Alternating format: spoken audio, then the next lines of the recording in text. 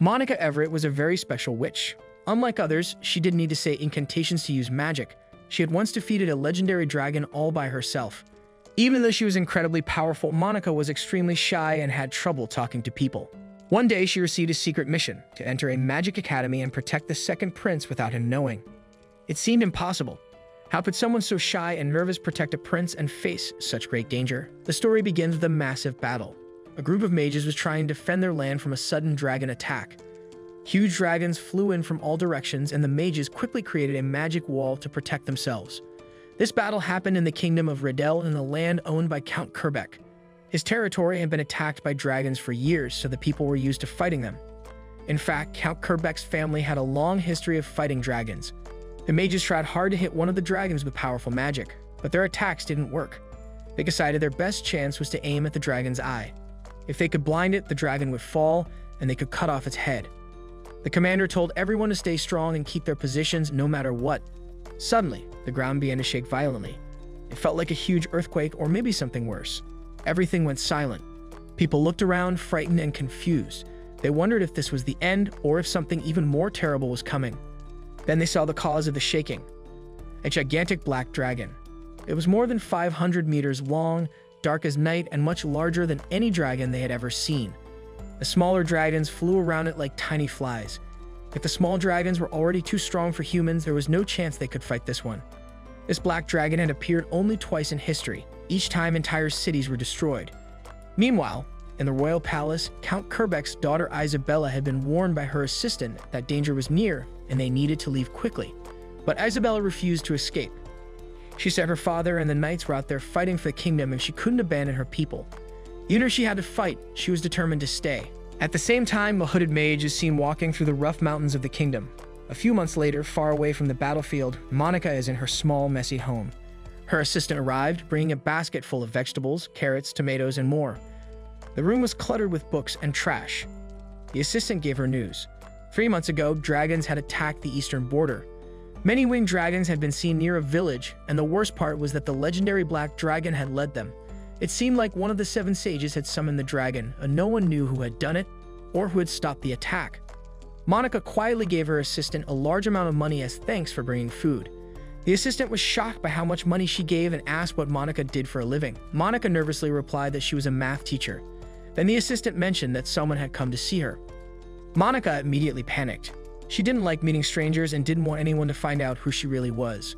She turned around and saw a man standing at the door. She slammed it shut out of panic, but he pushed it open and walked right in, acting like he owned the place.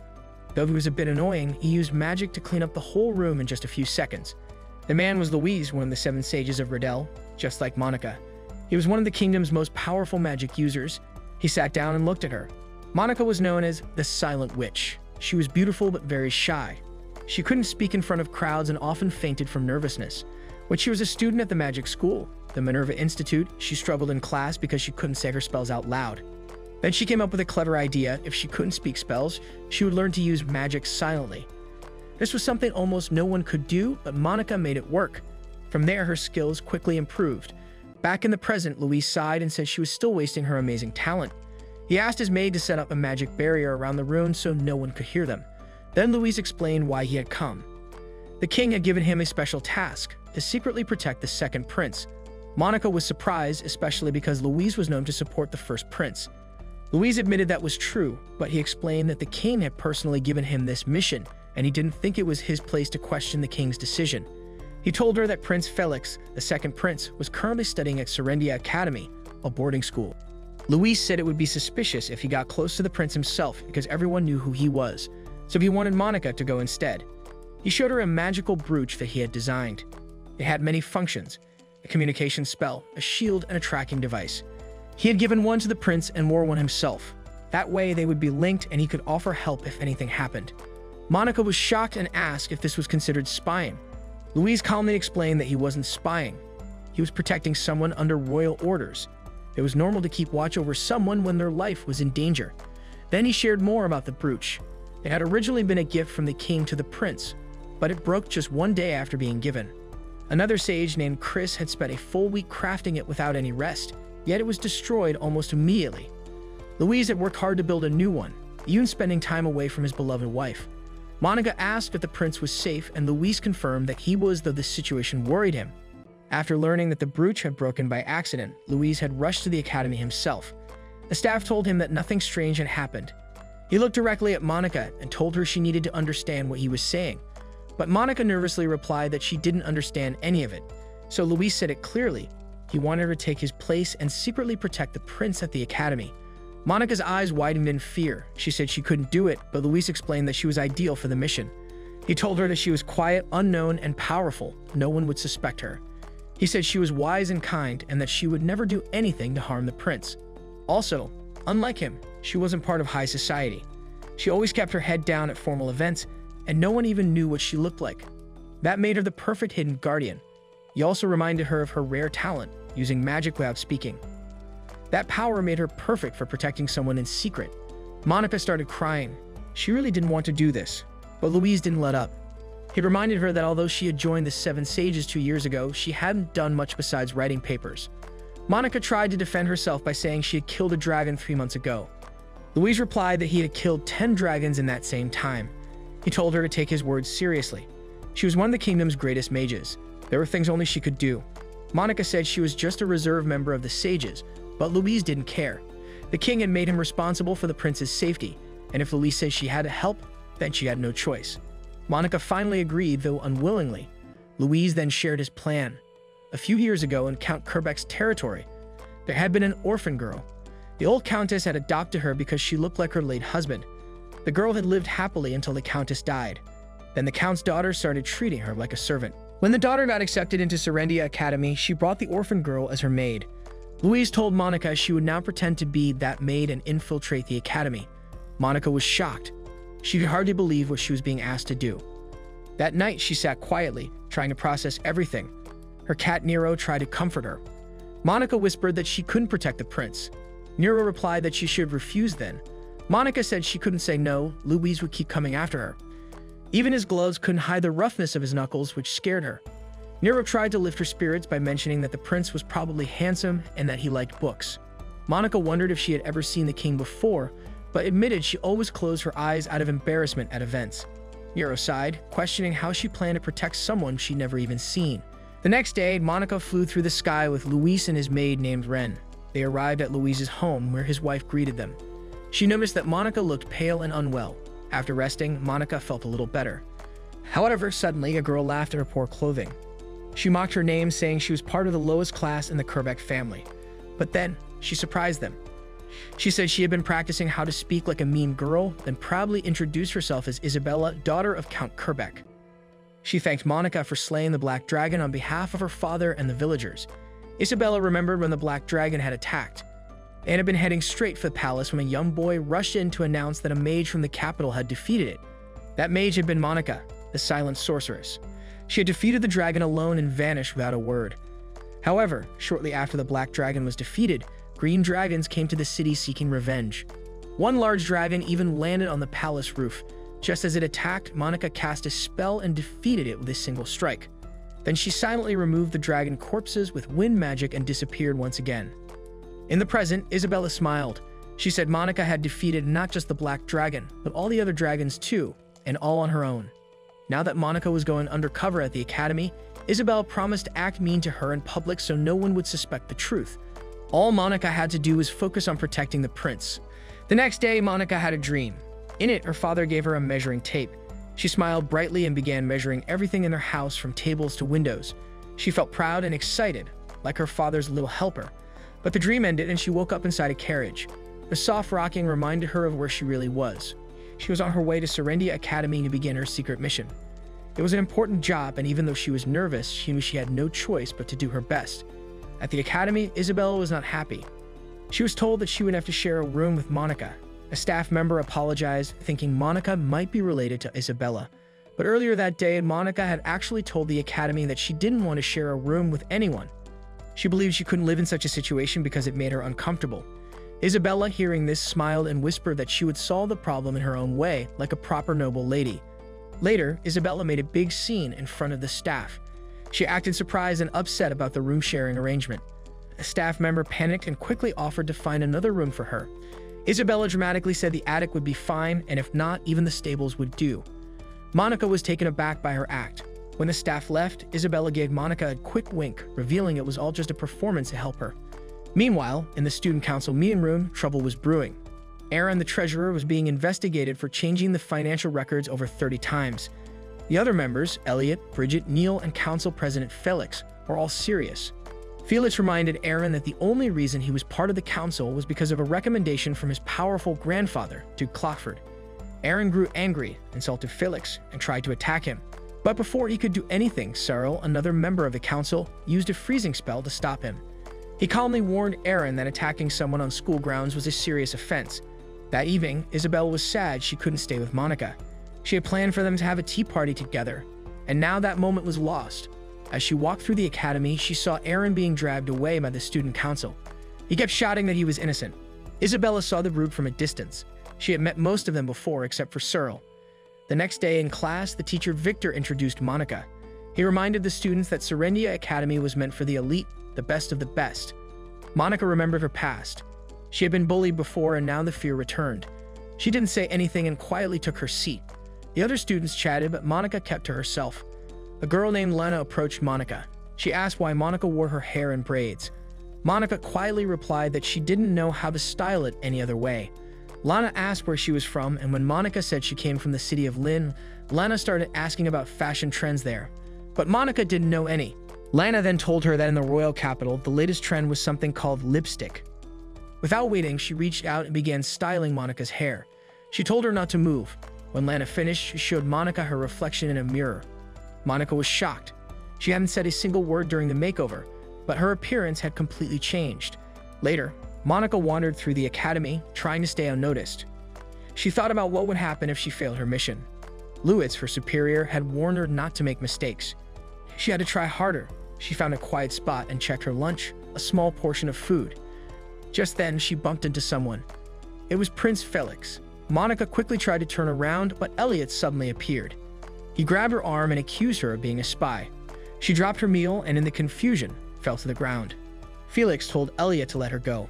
After learning that she was a new student, Felix kindly picked up her food, handed it back to her, and called her a shy little squirrel. While Monica was trying to thank Felix, something suddenly fell toward them from above. But Monica quickly used her magic to protect them. Elliot ran off to check what had happened. Felix then turned to Monica to ask if she was okay. However, Monica collapsed and passed out.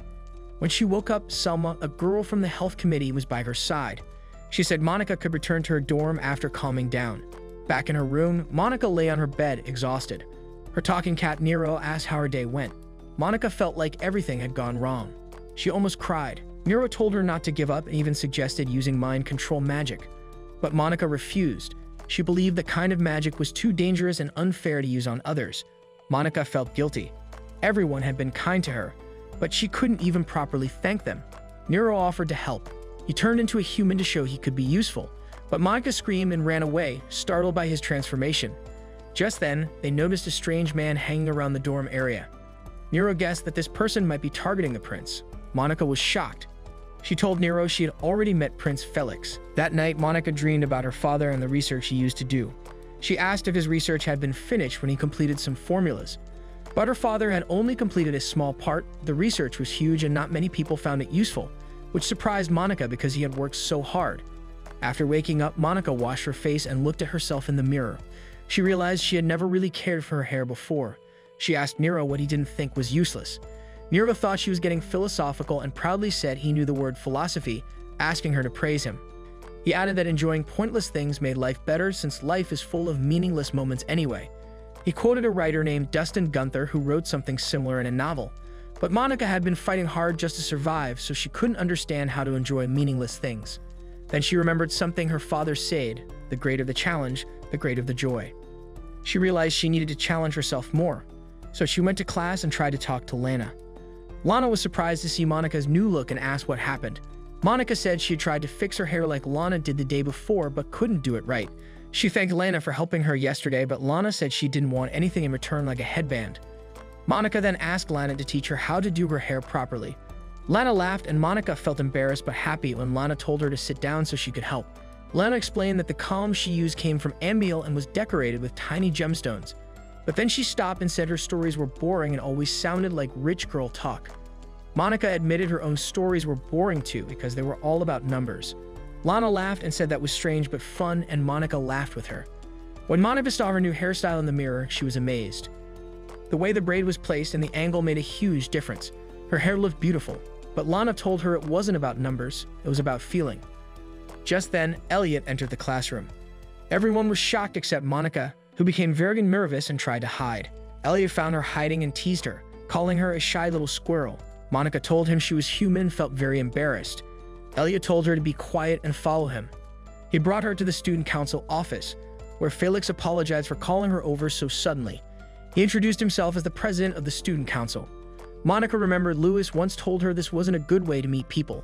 She thanked Felix, which surprised him. He said he didn't think he had done anything worth thanking. She told him it was for picking up her food and giving it back to her, but he told her not to worry about it. Then she asked him why he had been sneaking around the dorm last night. Elliot was surprised. This was the first time he had heard about it. Monica explained that she had seen someone from her window who looked like him, but the person had a hood and she couldn't see his face. Felix argued that a lot of people had the same body shape, but Monica quickly grabbed some chalk and started writing on the board. She explained that the person in the hood had the golden ratio. She was good at estimating sizes and measurements just by looking, and she described the person's body with exact details. She said his head had a width-to-height ratio of 1 to 1.618, a ratio many people believe is the most beautiful. Even though the person was wearing clothes, Monica said she could tell where his navel was by the length of his legs. She also claimed that both Felix and the hooded person had the same upper to lower body proportions that matched the golden ratio. After talking so much, Monica suddenly realized she might have said too much and looked embarrassed. But Felix calmly confirmed that all her measurements were correct. As expected, she really was just a harmless little squirrel. Felix said that if Monica were really an assassin, she wouldn't have done nothing when they were alone or talked so openly like that. Monica brought up the flower pot incident, suggesting maybe it just fell by accident. Felix explained that Aaron had been locked in the dorm and would be expelled soon. There had also been another incident where a wooden board almost fell on Felix. Aaron hinted that he had help, so they set a trap in the backyard to catch the real culprit. That's when Monica realized they suspected her of being the assassin. Elliot even asked her to confess, but Monica wasn't the one responsible. Elliot then asked her to help find the real attacker, and she had no choice but to accept. Afterwards, Monica cried while hugging Nero, her talking cat. Nero commented that it was a big problem. She was being mistaken for an assassin when she was supposed to be Felix's bodyguard. Monica sat on the floor, crying, wishing she could return to her quiet mountain hut. She called herself a useless recluse. Nero, her small magical companion, agreed she was a bit hopeless, but gently patted her with his paws to comfort her. While cuddling her, he reminded her that she still needed to find out who was targeting the prince. As she looked at the broken flower pot from before, a thought struck her. Whoever threw it must have been on the top floor. Heading toward the stairs, Monica overheard some girls teasing Selma, saying that Aaron might be leaving school because of a sudden illness. Selma had been devoted to him, but now it seemed their engagement was going to be called off. Monica watched silently, but Lana spotted her and quickly pulled her away, pushing through the group of girls. Lana politely asked if they could pass, but one girl, Caroline Simmons, sneered at them. She claimed Lana should have greeted her first because her family was more prestigious. Lana calmly asked her to move again, this time making a sly joke comparing Caroline's large figure to a cow that couldn't move out of the way. Enraged, Caroline shoved Lana, who accidentally bumped into Monica, causing her to fall backward down the stairs. Time seemed as slow as Monica fell. She thought about using magic to stop herself, but worried it would draw attention. She noticed the slope of the stairs and got an idea. If she used a protective barrier to flatten the steps, she could slide down instead of crash. She activated the spell and zoomed down, screaming all the way, until she crashed into someone. It was Cyril. He asked if she was okay, and though she kept apologizing, he gently checked her forehead and noted it was a bit red. Monica was surprised he wasn't angry. His cold fingertips made her wonder if he was unknowingly releasing mana. Just then, Lana came running down, worried about Monica. When Cyril asked what happened, Caroline lied and said Lana had pushed Monica as a joke. Lana argued back, explaining that Caroline had shoved her, but Caroline mocked her, calling her nouveau riche and expecting Cyril to take her side. Monica looked at Cyril nervously, realizing this was how the aristocratic world worked. If someone powerful said you were in the wrong, that became the truth, no matter what actually happened. Trembling, Monica spoke up. She said she had simply slipped and no one was to blame. Lana tried to say more, but Monica ran off before she could. She rushed to the music room where a girl was playing piano. The girl told her to come back later, but Monica said she'd left something on the balcony. Outside, she found 3 flower pots and 1 empty one. Standing on the empty pot, she looked over the edge and confirmed this was where the thrown flower pot had come from. Her gloves were now dirty, which made her sad. She only had one pair. But suddenly, something clicked. She asked the girl if she had a key to the music room. The girl said she needed to submit a request at the faculty room. Monica thanked her and left. Meanwhile, in the student council office, Elliot was complaining to Felix. He said Monica wasn't even close to being an aristocrat, but admitted she was better suited to investigate than they were. Felix didn't want Duke Clockford to get involved even if people called him the Duke's lapdog. He wanted to prove he could handle this on his own. Just then, Monica entered, saying she knew who the real culprit was. Elsewhere, Selma was being teased again by girls pretending to be her friends. Even though they made her feel small, Selma told herself that as long as she had friends, she wasn't Selma who had nothing. Later, she was summoned to the student council office. Felix explained that Monica had identified her as the one behind the recent attacks. Monica began to explain how she figured it out, excitedly talking about the speed and angle of the flower pot's fall. Felix stopped her from rambling and asked her to just share the important details. Monica said the flower pot had been dropped from the 4th floor and she had checked who used the music room at that time. Before she could finish, Selma interrupted, nervously claiming she had only gone up there to water the plants. Monica then pointed out that Selma and she were the same height, and that Selma would have needed a stool to look over the railing. Monica had used the empty flower pot to do just that. She also noted that Selma was wearing gloves now, but earlier in the infirmary she wasn't.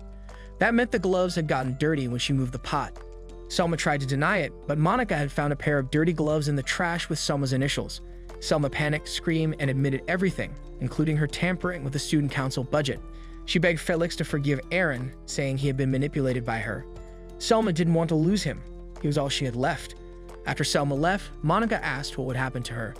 Felix replied that technically her family deserved the death penalty because it had been a royal assassination attempt. This terrified Monica, but Felix said it would be better for Selma to withdraw from school quietly. He had been moved by her willingness to give up everything for someone she cared about. With the case resolved, Monica's eyes lit up when she saw the accounting records on the table. She quickly pointed out that 3 numbers didn't add up. Felix was amazed. She could read accounting records. He asked her to help him check the books. Monica was thrilled. She hadn't been around numbers in so long. So Felix appointed her as the new student council treasurer. Shocked, Monica fell over in disbelief. That night, she was still overwhelmed. Nero tried to comfort her again, but she sobbed about suddenly becoming the student council treasurer. Nero reminded her this could help her do her job better.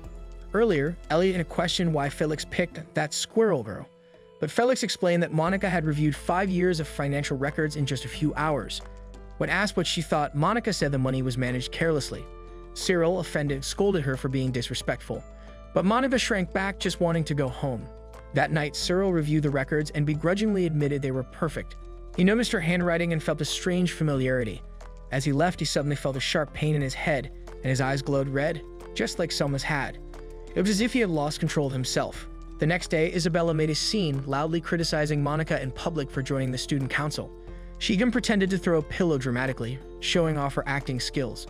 But when Monica pointed out that she had broken all the old teacups, Isabella and her maid Agatha revealed a new set and said the broken ones were chipped anyway. Isabella then congratulated Monica on becoming treasurer and complimented her new hairstyle. She asked Agatha to give her the same one, but Agatha reminded her that villainesses couldn't copy the heroine's look, though she promised to do matching styles over the holidays. Back in class, Monica's classmates couldn't believe a country girl like her had joined the student council. Lana confronted her but then apologized for provoking Caroline the day before. She also offered to fix Monica's hair, which made Monica smile. Later, in the council room, Prince Felix asked Cyril to train Monica since he used to be treasurer. Monica wished someone closer to her age could do it, but Felix insisted. Cyril explained that being treasurer was busy work and warned her not to miss any important details. When she sneezed from the cold, he gave her a scarf. She realized again that he was leaking mana unconsciously. She also noticed the financial records and apologized, worried she had caused him extra work, but Cyril said it needed to be done anyway. He told her to stop being so timid and be proud. Her work was flawless. Still, Monica couldn't feel proud. She remembered a boy from her past who thought she looked down on him. Cyril then said he hated the word can't. He told her that he'd already investigated the staircase incident and now knew the truth. Caroline Simmons would be punished and had to write a formal apology. He admitted Monica had been very hard to read, but he eventually figured it out. Monica wondered if all nobles were like him. Cyril told her to speak louder. When she nervously stuttered, I'm sorry, he scolded her for adding dramatic staccato to her words, turning it into a funny moment. That evening, Cyril went to deliver the records to Professor Thornley. But as he walked, he found himself thinking more and more about his teacher, and his eyes started to glow red, just like Aaron's. That night, Monica and Nero were relaxing when a bird suddenly flew into their room. But it wasn't an ordinary bird. It transformed into Ren, the messenger. She brought an urgent message from Louise announcing that he was going to be a father. Nero rolled his eyes. Of all the things he didn't want to hear, this was definitely one of them. Ren insisted the news was important, but Nero completely disagreed. Then Ren handed Monica a letter. Louise had written that since Monica wasn't great at giving verbal reports, she should send him updates in writing instead. Suddenly, Ren sensed a huge surge of ice mana coming from behind the boys' dormitory. Concerned and curious, they rushed outside to investigate. Meanwhile, Cyril was stumbling through the forest. He had wanted to tell Professor Thornley the truth about the fake financial records, but now he was confused and unsure of himself. Overwhelmed, he dropped to his knees. Then his necklace lit up and a surge of mana exploded outward. His ice magic burst out uncontrollably, trapping him in frozen pillars. Monica, Ren, and Nero arrived quickly. Monica guessed that Cyril might be suffering from mana hyperabsorption, a rare condition where a person absorbs more mana than their body can handle. Those with the condition usually wore magical items to release the excess mana. Monica remembered seeing Cyril with the brooch before. Ren confirmed that this brooch had been keeping his mana stable. Nero dashed forward to remove it, but the brooch blasted him back with a powerful shot when he tried to pull it off. The ice continued to spread. Monica quickly put on her protective cloak and stepped closer to Cyril. He resisted, saying he couldn't give up the brooch because it had been entrusted to him by his father. Suddenly, Cyril attacked her with sharp icicles. Monica stayed calm and countered the attack with fire magic, all while shielding him with a protective barrier. As the ice grew stronger and surrounded his entire body, Cyril became lost in his thoughts. He remembered how his foster father had been the only one who ever accepted him. Just when it seemed like he would be completely frozen, Monica released a powerful wave of fire, breaking the ice and freeing him. When Cyril looked at Monica, he saw a flash of his mother's face. He remembered how she had never accepted him. His real father, a noble from the Marquis family, had been cruel and abusive to his commoner wife. After his father's death from drinking, Cyril had worked hard to help his mother. He felt proud when the House of Hightown adopted him, but his mother didn't seem happy about it. He believed that becoming a noble would finally make her proud. He made up his mind to keep working hard, for both her and his foster father. Cyril woke up to find Monica examining his brooch. Angrily, he demanded she give it back. Monica calmly placed it on his chest, and he fainted again. Ren praised Monica for handling the situation well. Monica had explained that she had added a protective formula to the brooch. Cyril's condition was dangerous, but if handled correctly, it could actually become useful for a mage. She asked Nero to keep an eye on him. Then she left with Ren, saying that this didn't seem like a simple case of mana overload. It felt more like mind manipulation, similar to what had happened with Aaron and Selma. They went straight to Professor Thornley's office. Before he could scold her for being out late, Monica quickly interrupted him and asked what he planned to do with the documents in his hands. She told him not to bother editing them as she had already memorized every detail. She explained that the Student Council's financial records had been messy for a long time, but 5 years ago, the embezzlement became harder to detect. The same year, Thornley became the Student Council advisor. Suddenly, the professor grabbed her arm and said that magical research needed funding. He began chanting a mind control spell to erase her memories. But Monica wasn't afraid. She pointed out that his spell was sloppy and easy to break. She then countered with a spell of her own, rewriting his magic formula in real time, something he had believed to be impossible. Glowing butterflies appeared around him, each one carrying a different formula. Before he knew it, the professor was trapped in her spell. For the next 24 hours, he would be stuck in a dream world of her creation. Inside the dream, Thornley wandered the school halls, thinking about how he needed to return the edited documents. He considered brainwashing the student council president too. But then a pig appeared and started eating the papers. More pigs arrived. Soon, he was surrounded. The pigs began singing a silly song about counting piggies while burying him under a pile of documents. Outside the dream, Professor Thornley was foaming at the mouth. Monica panicked, realizing that using mind magic on others was illegal. Ren quickly took charge, telling her not to worry. Louise would likely interrogate, or possibly torture, the professor and handle the rest. By the next day, the school was buzzing with gossip. Rumors spread that Professor Thornley had been arrested for using dark magic. Lana told Monica that one of the 7 sages was responsible for catching him. Monica froze, realizing how serious the situation was. Lana continued, saying the person who had arrested the professor was none other than Louise Miller. She began naming the 7 sages, the Barrier Mage, the Starseer Witch, the Witch of Thorns, and the Artillery Mage, but Monica cut her off by showing off her braided hairstyle instead. Meanwhile, Felix received a message from his water spirit familiar, Wildianu, who had checked on Cyril and reported that someone had carried him back to the dorm. Wildianu remained suspicious of Monica, since they still didn't know who she really was. Felix explained that he had left the student council keys out in the open as a test to see if Monica would take them, but she didn't. He wondered if she might be an agent from Duke Clotford or even a royal guard sent by the king. Jokingly, he said maybe she was an assassin. Wildianu didn't laugh. Felix reminded the spirit that his life only mattered until the next king was chosen, so he just wanted to enjoy things while he still could. In the student council office, Monica had fallen asleep from using too much mana. Cyril entered quietly and watched her for a moment. He noticed the feather in her hand and saw how small her hands were, the same hands that had helped him earlier. Then Felix walked in. Cyril panicked and quickly shook Monica awake to avoid any misunderstanding. Monica smiled sleepily when she saw that Cyril wasn't cold anymore. Felix gently fed her while she was still half asleep. Somehow, she managed to eat while dreaming. In her dream, Monica was writing a letter to Louise. She mumbled a congratulation on his wife's pregnancy, which made it sound like she was referring to Cyril. Felix joked, asking whose baby it was and saying that someone better take responsibility. Cyril turned bright red, flustered, and confused. Later, Louise received Monica's letter. She congratulated him and mentioned that she had become the student council treasurer. He was impressed that she was the first to congratulate him and surprised to learn she had joined the council. Ren asked Louise why he had chosen Monica to protect the second prince. Louise avoided the question and instead asked what she thought of him. Ren commented that it seemed like he was taking out his frustration on Monica, especially after the prince had ruined the magic barrier he had worked on all night. When asked for her honest opinion, Ren admitted she had heard Louise was a troubled man who liked picking on weak people. Louise corrected her, saying he preferred picking on the strong. It was more fun. Ren guessed that Monica believed she became one of the 7 sages only because she had no other choice. Louise agreed and remembered her interview, where she had gotten so nervous that she hyperventilated, passed out, and her eyes rolled back. Still, he believed she was a true monster, in a good way. When Ren asked if Monica was stronger than him, Louise only smiled and replied that it was hard to say. He knew the king was watching Prince Felix closely. The prince was popular with nobles and backed by the powerful Duke Clotford. Everyone saw him as the next king. But to Louise, Felix was still a mystery, someone too clever to defeat with tricks. That's why Louise enjoyed challenging him. Ren fully believed now that her master was a troubled man who liked bullying the strong. Back in the student council office, Elliot complained about having to clean up after Thornley's mess. Cyril reminded him that with their trust broken, they had to stay alert. Felix asked Monica to greet the leaders of the school clubs on his behalf. Monica froze, thinking it was an impossible task. Cyril offered to go with her. Everyone was surprised, but he said Monica deserved to be introduced as the new treasurer. Monica nervously forced herself to speak, saying she would do her best. And so she and Cyril went off to greet the club leaders. A few days later, the peace of the town was suddenly shattered by screams. Chaos spread quickly as people ran in fear. A monster had appeared, an earth dragon.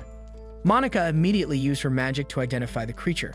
Nero groaned in frustration, complaining that he had only come for food and didn't want to deal with a dragon. Just then, Glenn Dudley rushed forward and hurled a fireball at the beast. The attack hit, but it had no effect. As Glenn soared into the air, Nero asked why he wasn't striking from above. Monica had explained that casting 2 spells at the same time was very difficult. Because she could manage it, Nero assumed all mages could do the same. While Glenn focused on chanting again, Monica used her own magic.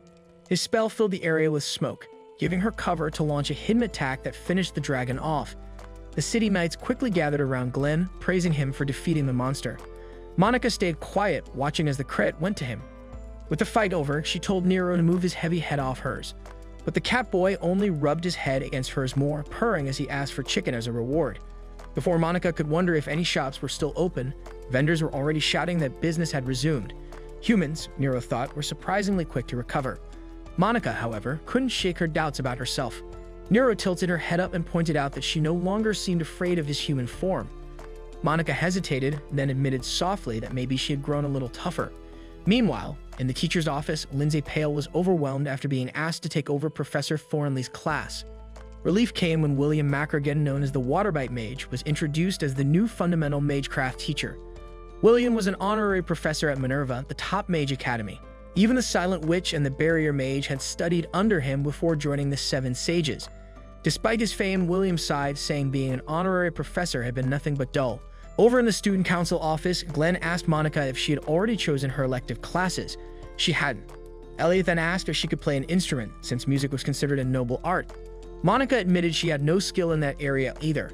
Cyril, on the other hand, had been placed in the Advanced Practical Magecraft class, which he considered a noble pursuit.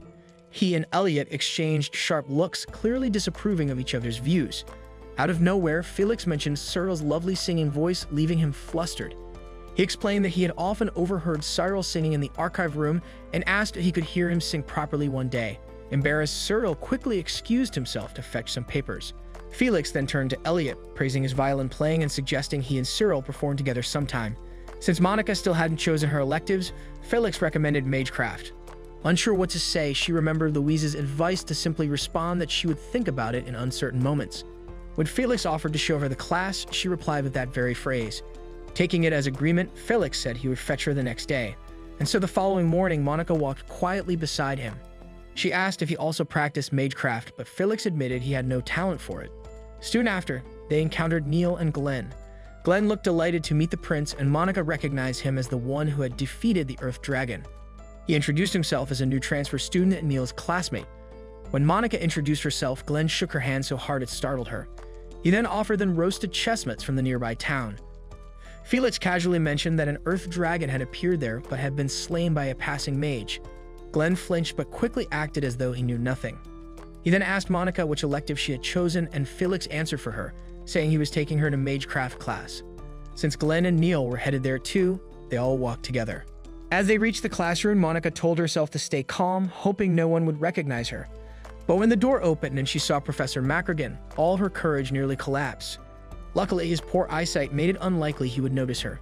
Felix introduced them as 3 new students, and the professor simply told them to sit anywhere. Class began with Macragan's lecture. He explained that a mage's most important trait was their mana.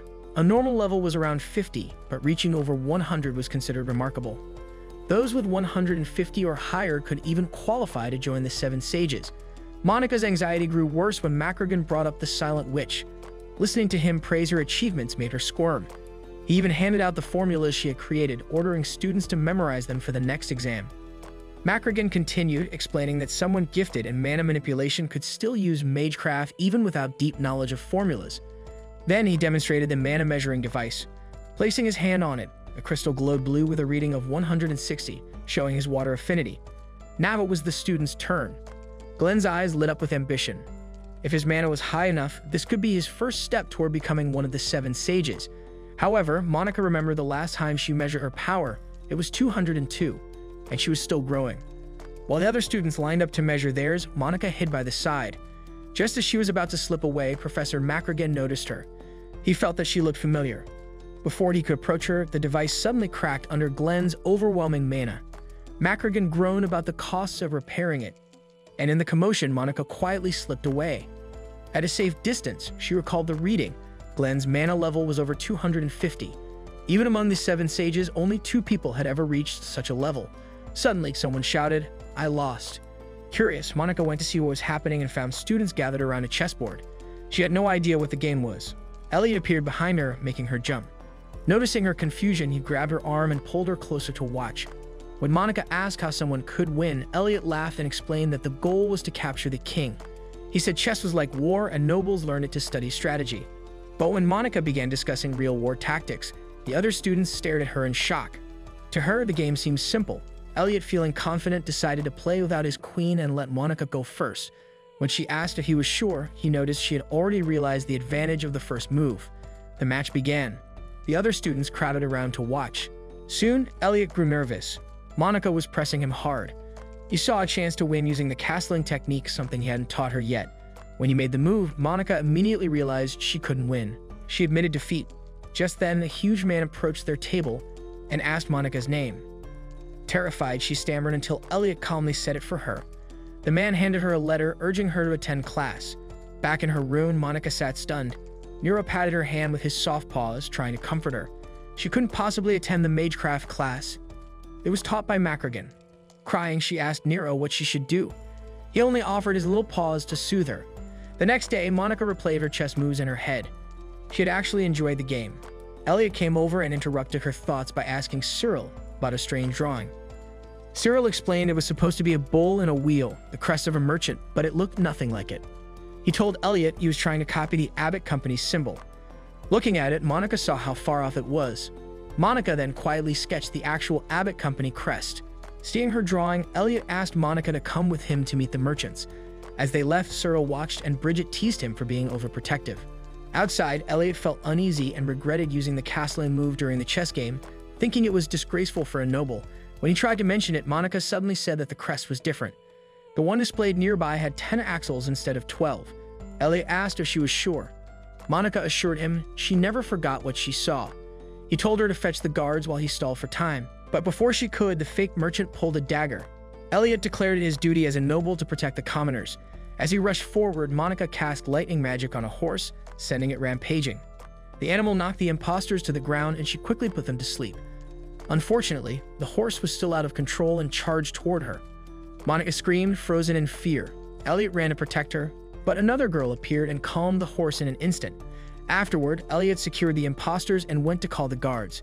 Monica thanked the girl, who introduced herself as Casey Grove. Casey gently encouraged Monica to pet the horse. While stroking its mane, Monica apologized for hurting it earlier. When Monica spoke too formally, Casey laughed and told her to be casual. Casey explained that back in her hometown, she often loaded animals onto wagons, just like an old man Sam's pig song. She doubted Monica knew it, but Monica surprised her by humming the rhythm. Suddenly, Casey pulled her toward a wagon, pointing to the golden sunset overhead. She asked if Monica would like to take horse riding lessons together. Monica hesitated, worried about her poor coordination, but Casey assured her that beginners were welcome. Jokingly, she said she'd be his second teacher if Monica joined now. Encouraged, Monica admitted she wanted to try. Casey gladly agreed to teach her. Later, back in her room, Monica had fallen asleep at her desk. Nero noticed the papers nearby. She had signed up for chess and horse riding as her elective lessons. In her office, Lindsay sat nervously, worried about the students. Anyone accepted into the academy should at least know how to dance, she thought. But clearly, that wasn't the case. On the practice floor, Glenn twirled Monica so fast that she begged him to stop. By the time he finally let go, she was already rolling across the ground, too dizzy to stand. Neil frowned, saying they needed to figure things out before the retest. Casey stepped in with a practical idea. They would switch partners until everyone learned the steps. She paired herself with Glenn, while Neil took Monica's hand and began guiding her through the dance. A little later, Lana appeared, offering to play the piano for them. When Glenn asked Monica if she was friends with Lana, Monica admitted it without even realizing what she had said. As practice went on, Neil privately told Felix that Monica's chance of passing the retest would depend entirely on how much they practice. Cyril, overhearing, muttered that if Neil was speaking this frantically, the situation must be a complete disaster. Despite their doubts, Felix remained confident. He gently lifted Monica's chin and told her he'd expected her to succeed. Nervous and flustered, she started calculating the dance tempo in her head, only for Cyril to sigh and remind her to stop thinking so much and just move her body. That night, Nero was helping in his own way. Massaging Monica's back with his paws, he explained that he had read about dancing in books and assumed it was some kind of contest to see who could step on their partner's feet the most. Monica tried to explain otherwise, but he only looked more confused. Felix's encouragement made Monica think of her father. He had lived his life trying to meet the expectations of others, searching for cures to human illness. But in the end, he was accused of heresy and burned at the stake. Monica, who had inherited her father's love of research, discovered enchanted magecraft by chasing after those expectations. Yet she wished no one expected anything from her at all. She longed to return to the peace of her mountain hut, surrounded by nothing but numbers. Still, she couldn't ignore the friends she had made. Thinking of them gave her the sudden determination to practice dancing more seriously. Nero transformed into his human form and offered to partner with her. Monica doubted he could dance, but to her surprise, he moved with effortless skill. She, on the other hand, kept stepping on his feet and kicking him. The next day, Lindsay announced group assignments for the upcoming tea party, a compulsory lesson like ballroom dancing. Isabel was thrilled and immediately promised to help Monica succeed. She explained that tea parties were about personal taste. There was no wrong choice as long as no two people served the same kind. Isabel asked Monica to investigate what the others in her group planned to bring. Monica learned that Lana and Casey were with her, but she didn't recognize the fourth member. Isabel promised to prepare the perfect tea for Monica and even gave her lessons on how a proper noble lady should behave, though Monica doubted she could act that way. Later, Casey joined Monica. She suggested that since most students had servants prepare their tea, they should instead brew their own together. She also placed name tags on their tea so no one would mix them up.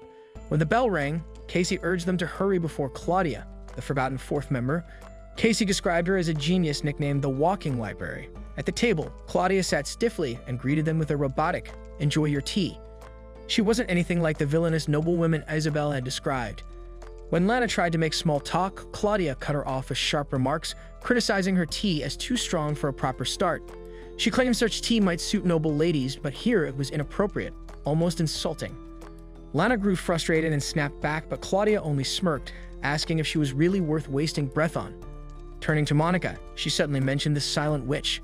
Claudia praised her as a wise person who knew the value of silence. Monica panicked inside. If only Claudia knew the truth. She told herself she was just an introverted loner, not some great sage. When Claudia noted that Monica's name resembled the silent witches, she asked if Monica stayed silent because she refused to waste words on fools. Thinking Claudia had discovered her identity, Monica scurried off to make her tea. But when she reached the counter, she found her tea leaves had been thrown away. Casey walked in and quickly noticed. When Monica admitted she had no spares, Casey offered to share her own, insisting it was fine if they presented the same kind. What mattered most was enjoying the tea together.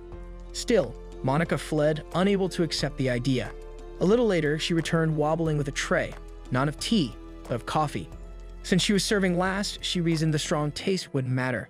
Casey and Lana loved it, especially after Monica had explained she brewed it with her special pot to avoid bitterness. Claudia, however, coldly argued that serving anything other than tea at a tea party was improper. Monica ignored her, explaining she only wanted to share something she loved with her friends. Lana, touched by her sincerity, teared up and drank her cup of coffee in one gulp. With that, the tea party ended. Monica had passed, though she still had to face the dreaded dance retest. When the day came, Monica froze at the sight of Felix and Cyril waiting inside the practice hall. Felix reassured her that he wouldn't burden her with impossible expectations. Cyril, however, muttered that Felix hadn't invited him and that he had come simply to keep an eye on her. To break the tension, Cyril stepped forward, bowed dramatically, and offered his hand. "May I have this dance, my lady?" he said with uncharacteristic grace. Monica, blushing, allowed him to lead. To her surprise, she somehow knew where to step. This wasn't the awkward Cyril she was used to, but the precise rhythm of his body reassured her it was still him. Afterward, Cyril yelled at Glenn, telling him this was how a man should lead in ballroom dance. Felix chuckled and encouraged Glenn to learn from Cyril. Then, with a confident smile, he invited Monica to dance. She fumbled nervously, so Felix smoothly caught her by the waist. As they moved together, he told her not to overthink the steps, but simply talk with him. Looking into her eyes, he noticed the faint tint of green like sunlight filtering through a forest canopy. Monica spoke about the hair comb Lana had chosen for her, and Felix was enchanted by her happiness. She, on the other hand, was distracted by his emerald brooch, wondering if it could serve as a reflective barrier. By the time she finished her calculations, the dance was already over. Casey clapped, praising Monica for truly dancing in the second half. But Monica admitted she hadn't realized she was dancing at all. Her mind had been elsewhere. When Felix asked if she found conversation with him unnecessary, she grew flustered and claimed his brooch had helped her dance well. Cyril scolded her to properly thank the prince, but Felix only laughed. Monica's classmates were thrilled when she passed her exams. To celebrate, they grilled meat together on the school grounds. While everyone was laughing and enjoying the food, Prince Felix suddenly appeared. He reminded them that they weren't allowed to grill without permission. Just when Monica thought the fun was over, Felix surprised them all by joining in. The students were shocked. None of them expected a prince to sit down and eat with them. Later, Ren came to Monica with a gift from Louise. It was a reward for capturing Thornley. Monica wanted to thank him properly, so she decided to write a letter. Ren also revealed something new. Louise's barrier around the academy was strong against outside threats, but weak against dangers that came from within. That explained why intruders could slip through. Monica guessed that Louise must have hidden the barrier's formula somewhere inside the school. According to Ren, Louise himself had said the barrier was full of traps and even dared Monica to try rewriting it. On her way to the student council room, Monica suddenly noticed Claudia standing nearby, staring at her.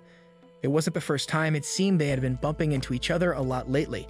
Nervous, Monica tried to walk past quickly, but before she could reach her destination, she ran into Caroline and her group of friends.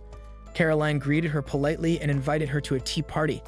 Monica hesitated but reminded herself that she was part of the student council. She should be able to handle something like this.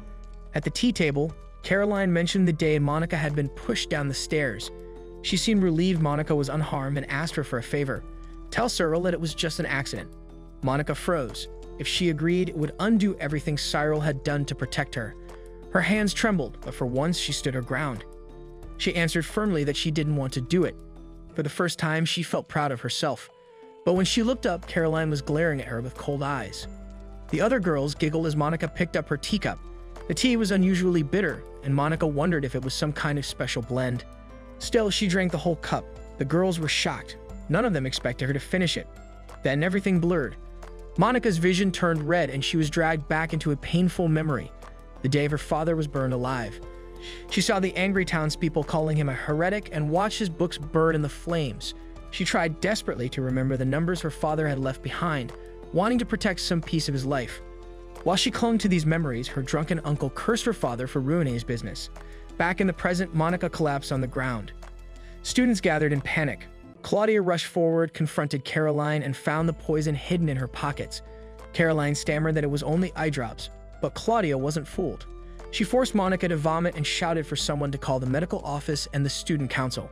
Through the haze, Monica felt a warm hand holding hers. For a moment, she thought it was her father. But when she opened her eyes, she saw Felix and Cyril beside her. Ashamed, she bowed her head and apologized for causing trouble. Felix gently asked her to look at him, but guilt weighed too heavily. As a council member, she felt she had failed. Cyril didn't let her blame herself. He picked her up, tucked her into bed, and warned that he would tie her down if she tried to leave. Claudia arrived soon after and casually called Cyril Big Brother, which annoyed him. Felix thanked her for saving Monica, but Claudia only gave a blunt reply that irritated Cyril even more. She refused to act friendly like him. Claudia teased Cyril for worrying so much about Monica, which made him flustered. Once the boys left, Claudia stayed behind. She told Monica she was lucky to survive the poison but kept calling her a little kid. Monica asked her to stop, but Claudia insisted she didn't want Monica seeing her as a savior. Monica assumed Claudia hated her, but Claudia calmly said she neither liked nor hated her. Confused, Monica wondered why Claudia had been following her. Was it because she had discovered her secret identity?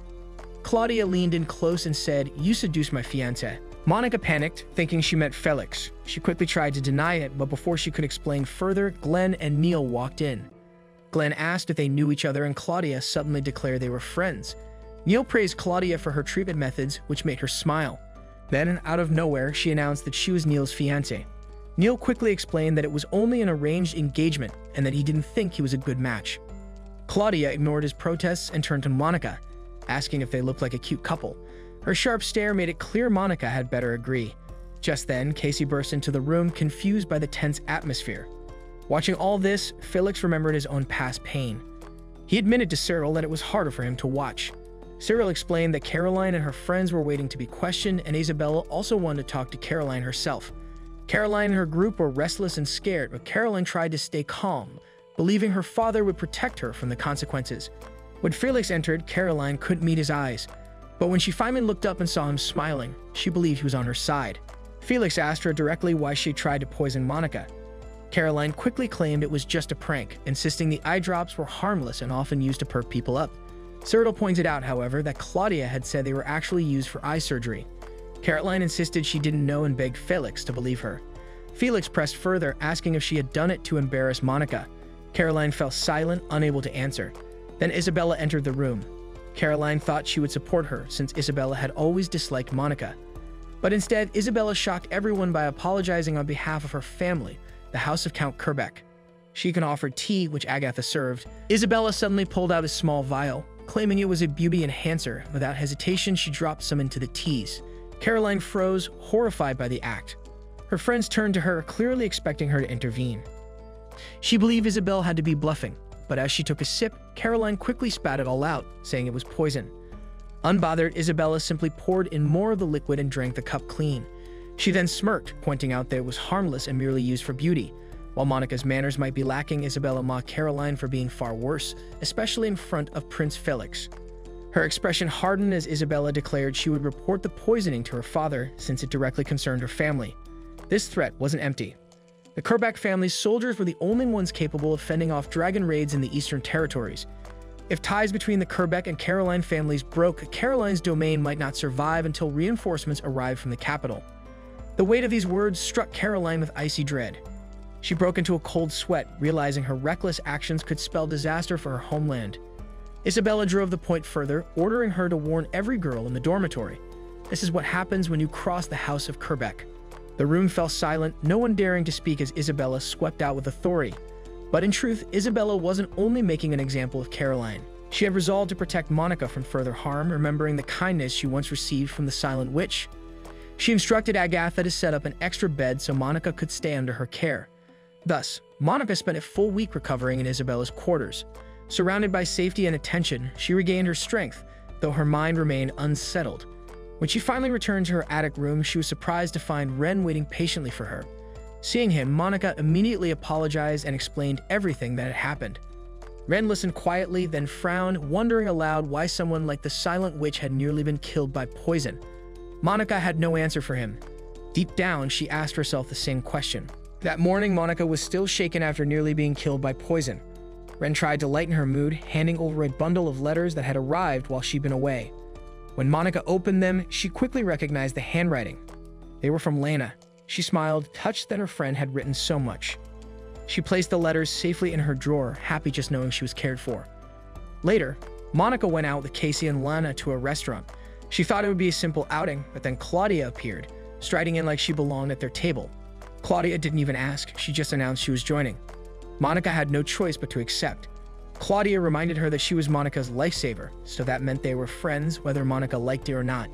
When the food arrived, Monica noticed it was delicious.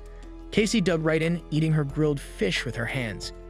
Claudia looked at her with disdain, saying only commoners ate like that. But Casey wasn't flustered. She simply explained that in her hometown, everyone ate that way. Then she changed the subject, asking what Claudia planned to see at the school festival. Claudia's cold answer was that she wouldn't bother. She'd stay in her room until the ball. Since Neil was too busy to spend time with her, there was no point in attending. Lana tried to spark some interest. She reminded them that the school play was the highlight of the festival, and she was in charge of the costumes. There would even be fireworks this year. She invited Monica and Casey to watch it with her, hoping Claudia would get curious. But Claudia remained unmoved. Casey then pulled out a piece of embroidery she'd made for the charity bazaar. It was beautiful, and when the others admired it, she offered to make something for them too. Monica hesitated, saying Casey was already teaching her horseback riding. But Casey brushed it off, insisting this was just a little favor. On their way out of the restaurant, Cyril approached Monica. He said the student council needed help moving materials. Claudia immediately criticized him for being careless, especially when she heard Neil and Bridget would be working together. She was about to rush over and interfere, but Cyril stopped her. Then Claudia teased Cyril, noting that Monica called her by her first name, but still addressed him formally as Lord Ashley. Laughing, she said that meant Monica considered him nothing more than an ordinary acquaintance. Flustered, Cyril told Monica to just call him by his first name. Meanwhile, Nero was out hunting for food when he detected a strange mana signature. Elsewhere, Felix was giving orders to Elliot, telling him to guide some traders around while he prepared for their reception.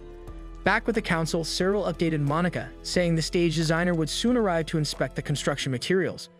But before long, Casey came rushing in. The designer had gotten caught in an argument with the historical accuracy team, so she had come in his place. Casey took charge of the counting work and asked Monica to cross-check with the supply list. As they worked, disaster nearly struck. A bundle of planks came loose, falling directly toward Casey. Monica reacted instantly, casting wind magic to push them away. Casey froze in terror, but Monica and Cyril quickly checked if she was hurt. Once things settled, Cyril asked Monica to escort Casey to the infirmary while he stayed behind to fix the mess. On the way, Monica shared her suspicions. The ropes that had held the planks showed shallow cuts, like someone had staged an accident. Because blades had been restricted after the last incident, she began to wonder if Casey herself had tampered with them. Casey laughed coldly and admitted it was true. She confessed she had been aiming for Monica because she despised her. She had hated her from the very first day they met. Monica thought that couldn't be right. It had to be a lie. But Casey continued, saying she was the one who had sabotaged Monica's tea at the tea party. Suddenly, Nero burst in through a window.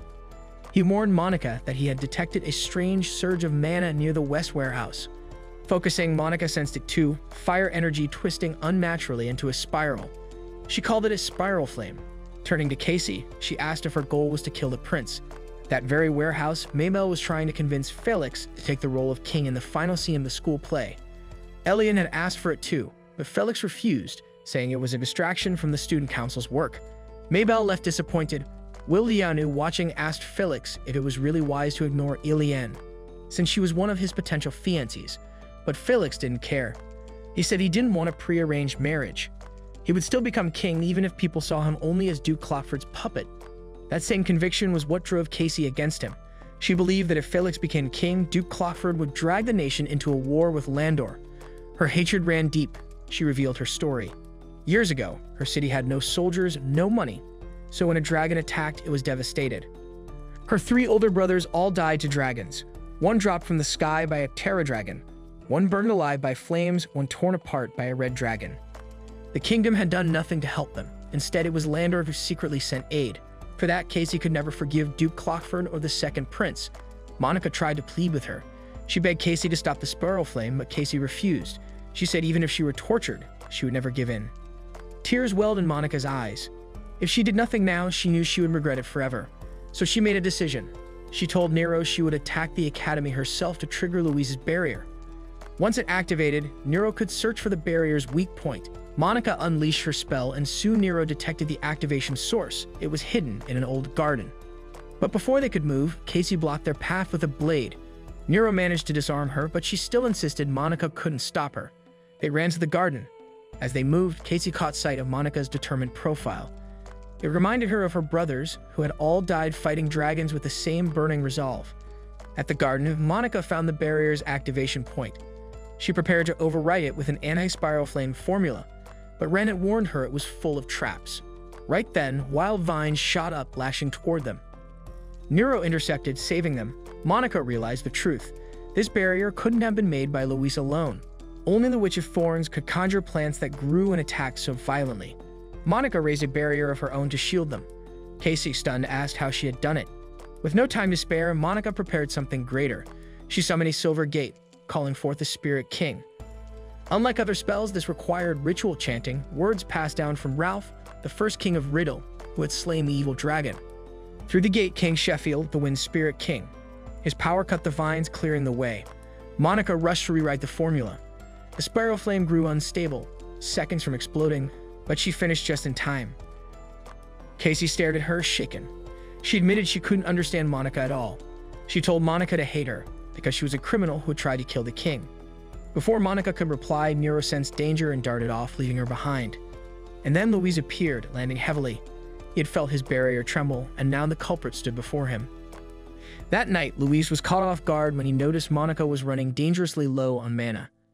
And before he could piece things together, Casey suddenly revealed herself as the enemy, the same foolish assassin who had tried to kill Prince Felix. That made the whole situation even more tense. But then Monica stepped in and explained everything.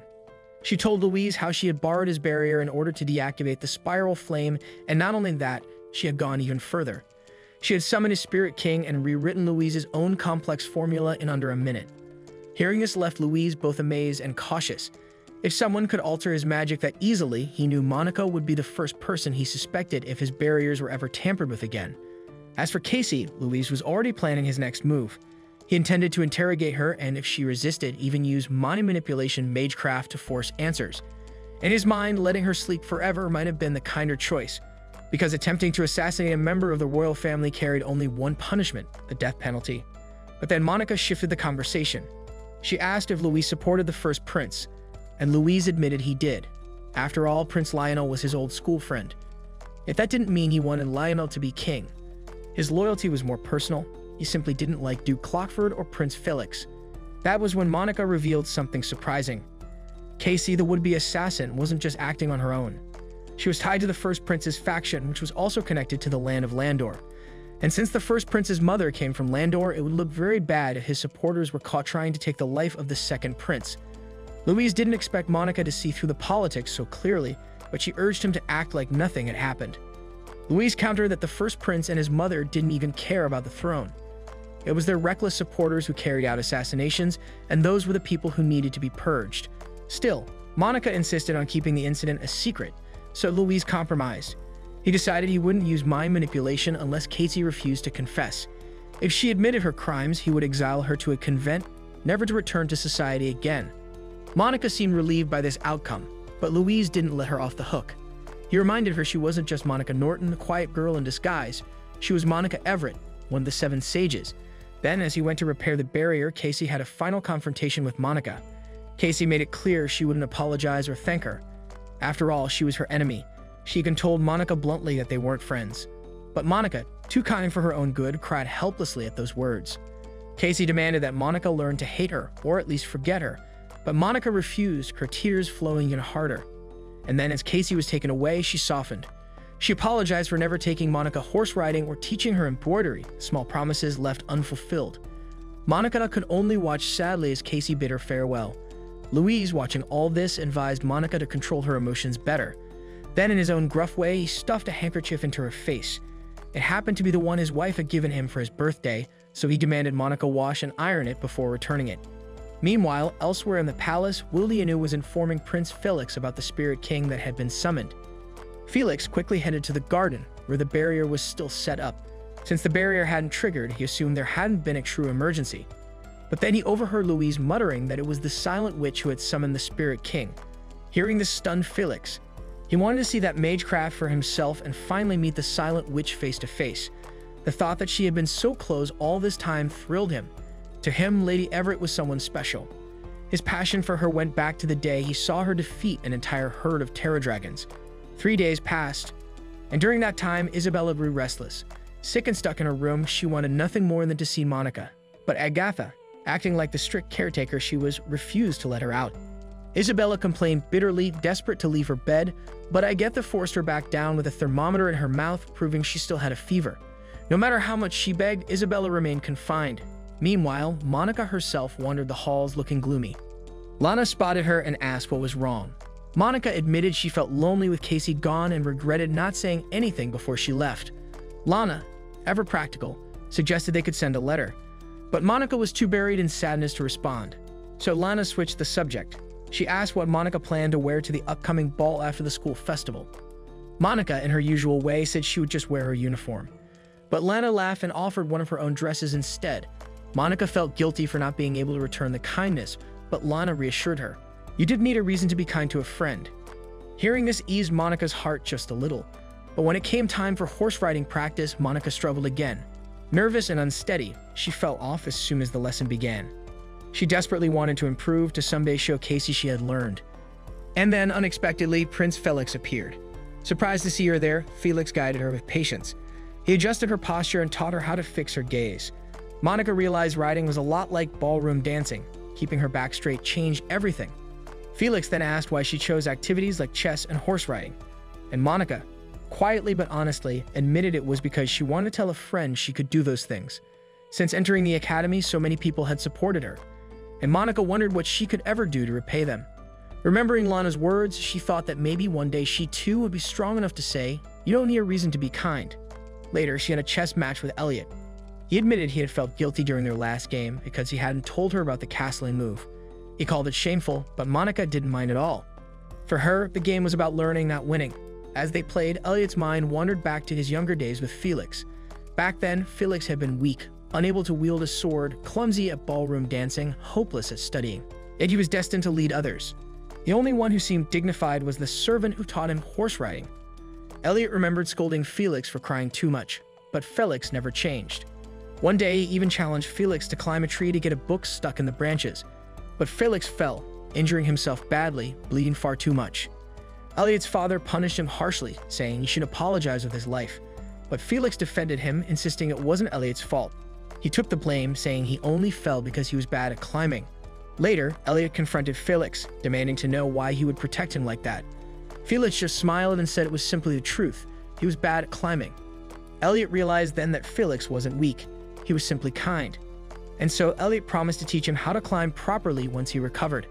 That memory helped Elliot understand why Felix always interfered with Monica. He saw in her the same vulnerability, and he couldn't help but step in. In the council room, Bridget reminded Cyril that their professor wanted him to sort out the earlier incident before the end of the day.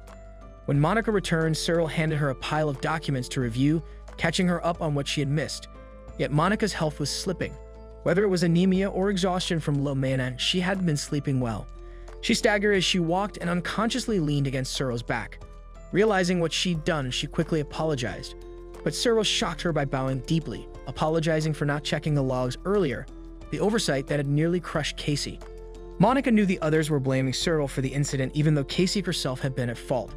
Overwhelmed with guilt, Monica fell to her knees, sobbing. She wished she had confessed earlier, back when Casey had poured out her tea. Maybe then, Casey wouldn't have gone so far as to attempt an assassination. Eventually, Monica collapsed from exhaustion and fell asleep. Claudia was summoned to help carry her back to the girls' dormitory. She grumbled that she wasn't some all-purpose maid, but when Neil begged her with a sweet expression, she gave in easily. Far away in her observatory, the starseer witch Mary Harvey was struggling. She couldn't get a clear vision of Prince Felix's future. The signs were hazy, uncertain. For the first time, she admitted she had no idea what would happen next. A few years earlier at Minerva Academy, Bernie Jones was brimming with confidence. As the second son of the noble house of Count Embard, he always felt he had something to prove. He believed that, no matter what, he could forge his own path in the world and earn a place among the Seven Sages. Convinced of his unmatched skill in practical magecraft, he thought nothing could stand in his way. But then one day, he stumbled across a group of bullies trying to force a spider down Monica's throat. Without hesitation, Bernie unleashed his fire magic to stop them. Watching how they picked on someone weaker, he scoffed, claiming they weren't the same type of noble as himself. He was a practical type, and there was no way anyone could beat him in skill. After the bullies ran away, Monica, trembling and grateful, offered him the little money she had, but Bernie refused. He was a noble of the Ambard line. After all, there was no way he would accept it. When Monica apologized for being a burden, Bernie corrected her, saying she should be thanking him instead, which made her smile. Days later, Monica ran to him again, this time asking for help with her studies. She was brilliant at magecraft formulas and math, yet she struggled with general studies. Bernie had been taking care of her since the day he saved her, and she had come to rely on him more than anyone else. The very next day, she came complaining about her practical magecraft class, admitting that she was too scared to speak in front of the others. Bernie suggested she try quick chanting, but she argued that was only for experts, not someone like her. Yet he had faith that she could master it in no time. Fast forward to the present, and Monica had been selected alongside Elliot as a representative for the chess tournament. It was a tremendous honor, yet her memories of similar experiences weren't exactly happy ones. 2 years ago, Monica had belonged to Professor Rutherford's lab at Minerva's mage training institution.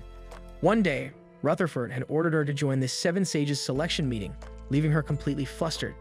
She tried to hide behind the curtains, hoping to avoid the ordeal, but Rutherford insisted, practically tossing her into the meeting even while she was still wrapped up.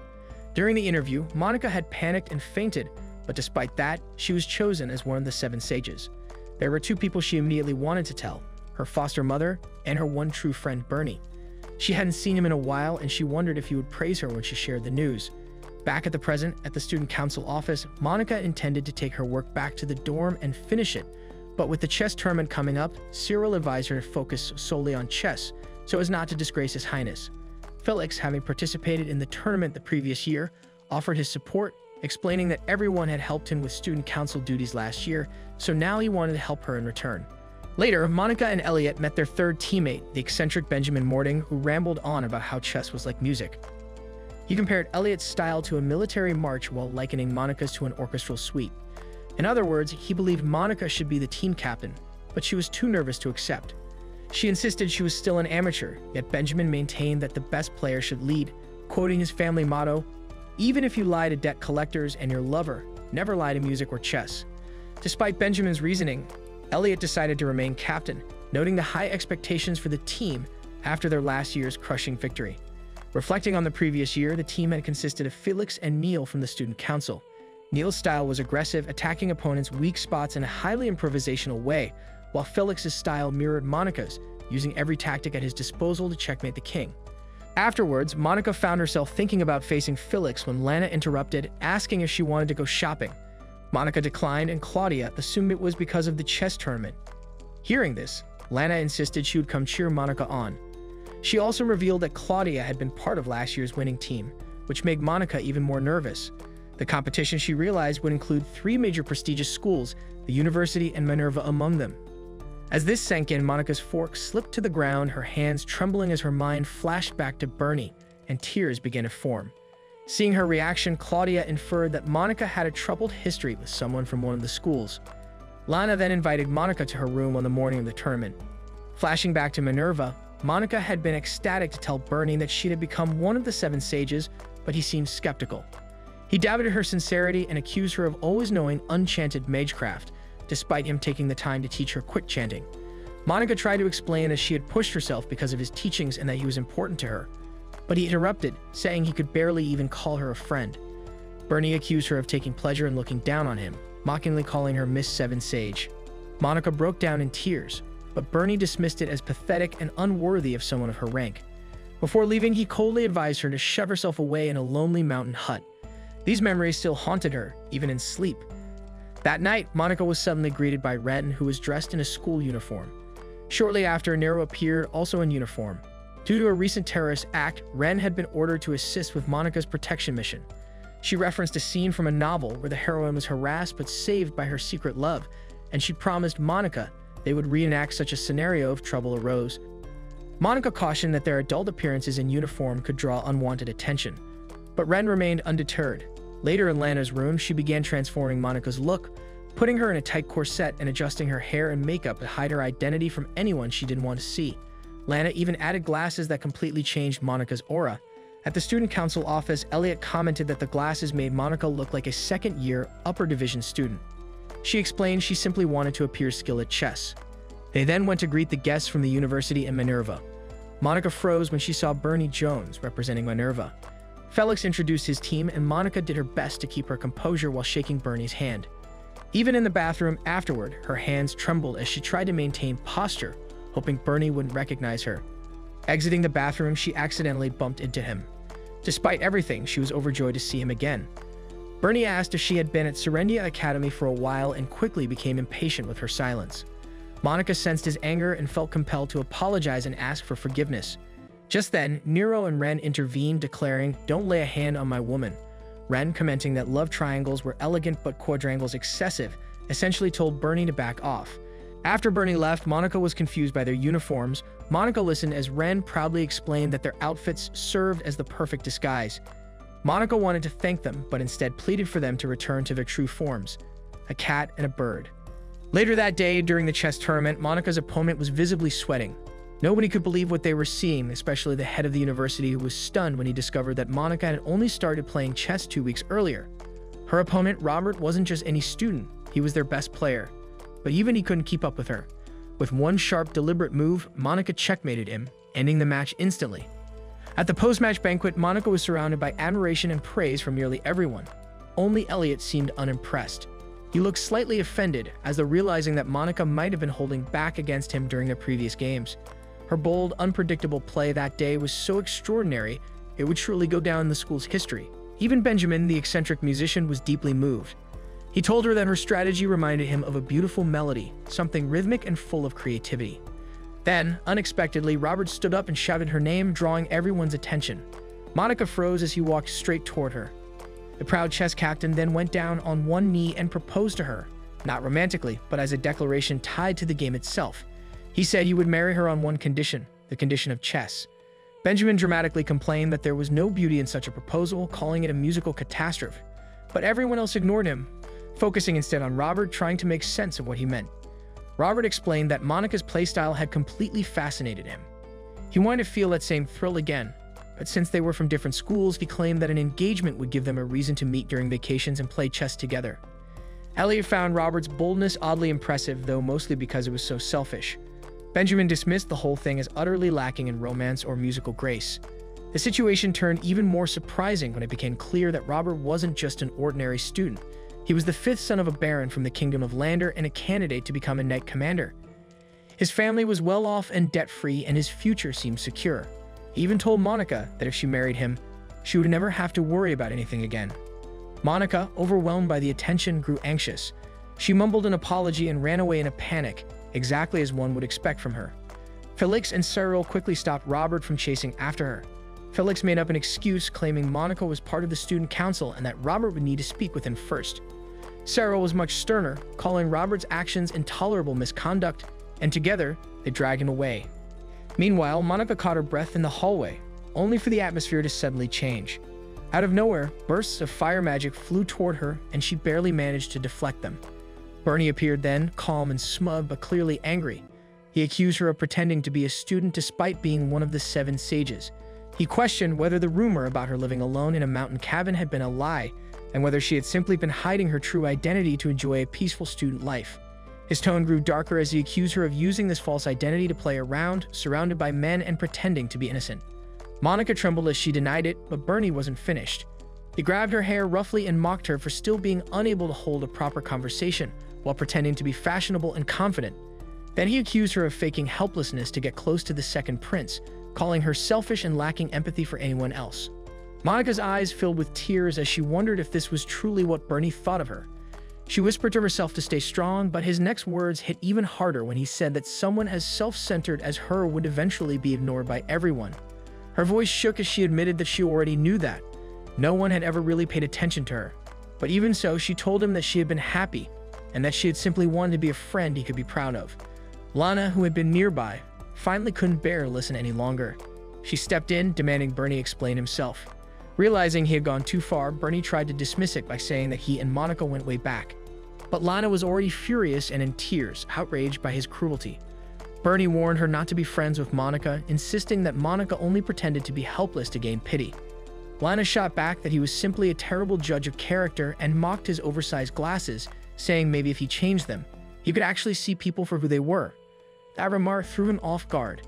Desperate to recover his pride, Bernie claimed that Monika's victory in chess only proved that she had been hiding her real abilities to manipulate others. But Lana saw right through him.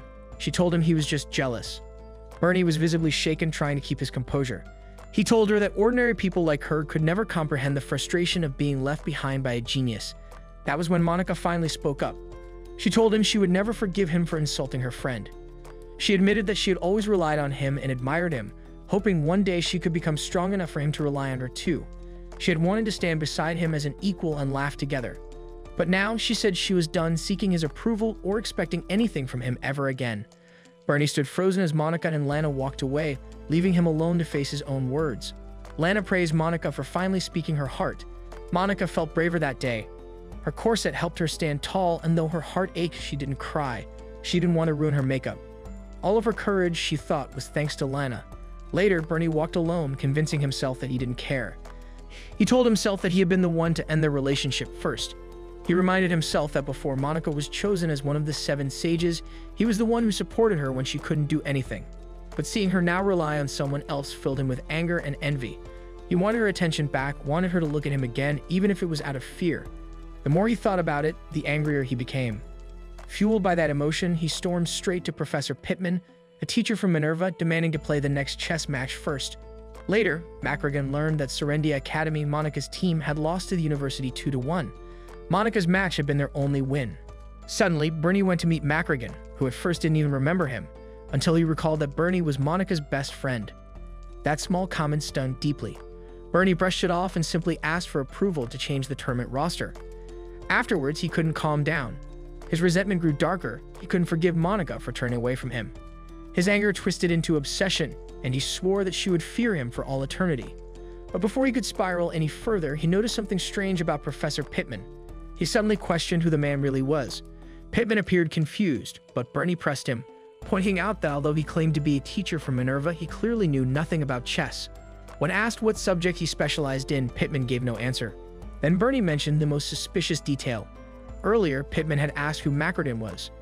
Anyone from Minerva should have known the name of the waterbite mage William Macragan.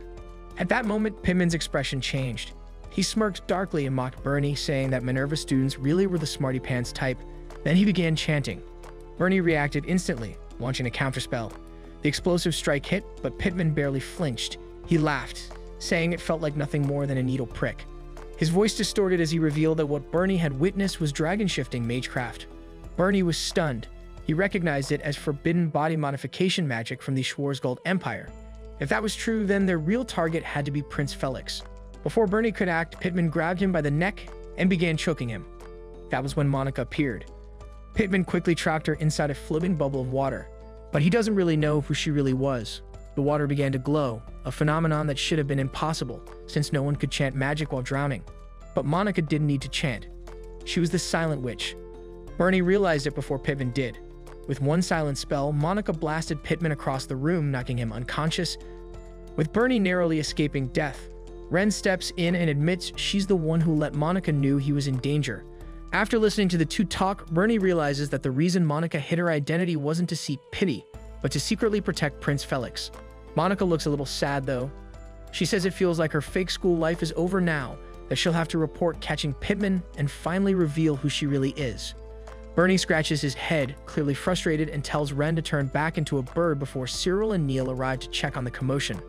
When they come in, Cyril demands an explanation. Bernie quickly makes one up, saying that someone had pretended to be the real Pittman, and he was the one who saw through the disguise and took him down. As for Monica, he explains she was just an innocent bystander caught up in the mess. As Monica gets escorted to the infirmary, she looks back at Bernie, clearly wanting to thank him, but too choked up to speak. He just smirks and says she should be thankful to him forever.